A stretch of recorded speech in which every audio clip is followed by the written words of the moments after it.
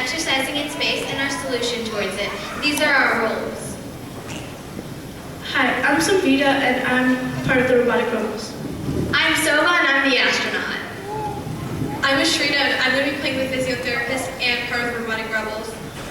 I'm Mugla and I'm going to be the NASA space expert. I'm Mahita and I'm going to be the reporter. And I'm part of the Robotic Rebels, and I'm also the head of NASA's space exploration mission. We will begin now.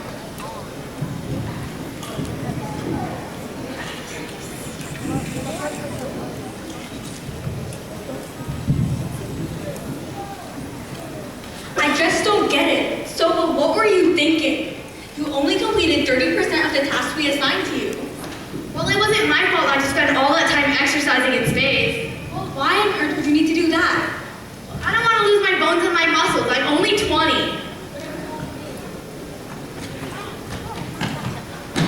Hi, I am Mahita, reporter Mahita from the NOSY channel. Okay, hi astronaut, I'm astronaut Shobha. Why didn't you complete all the tasks that were assigned to you? Well, I was spending all my time exercising in space, so I didn't get to do all my missions and tasks that were given to me. Why do you have to exercise in space? You can ask my personal physiotherapist, Dr. Coley, about that. Hi, Dr. Coley. Hello. Why do you need to exercise in space? You need to exercise in space because if you don't, you will get bone loss and muscle atrophy, which is really hard to reverse.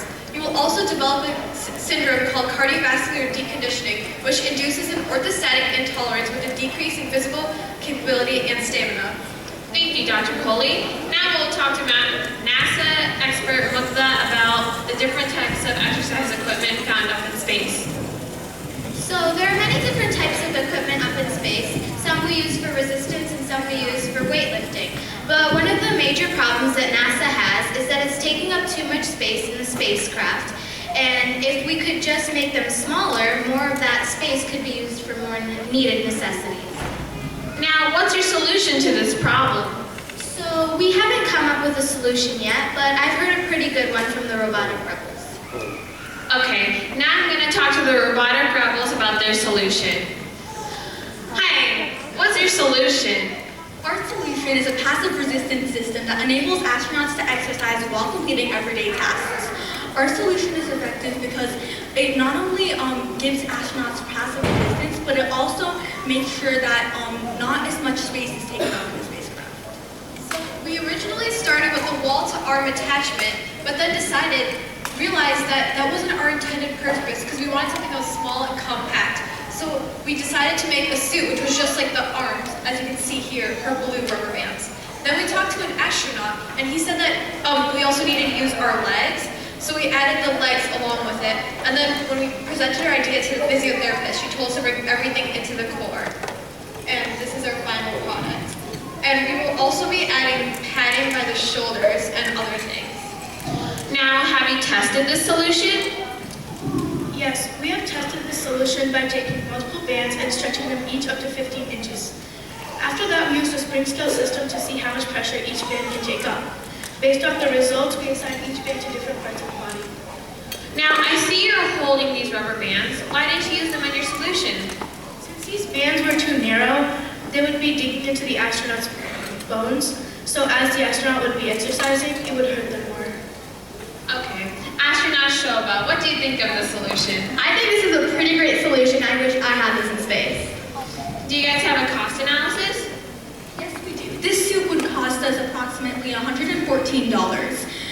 And that includes all the rubber bands and then padding to make the suit more comfortable. What's a major factor in your cost?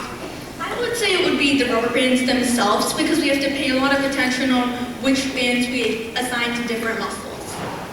Thank you, Robotic Rebels. This is reporter Mahita signing off.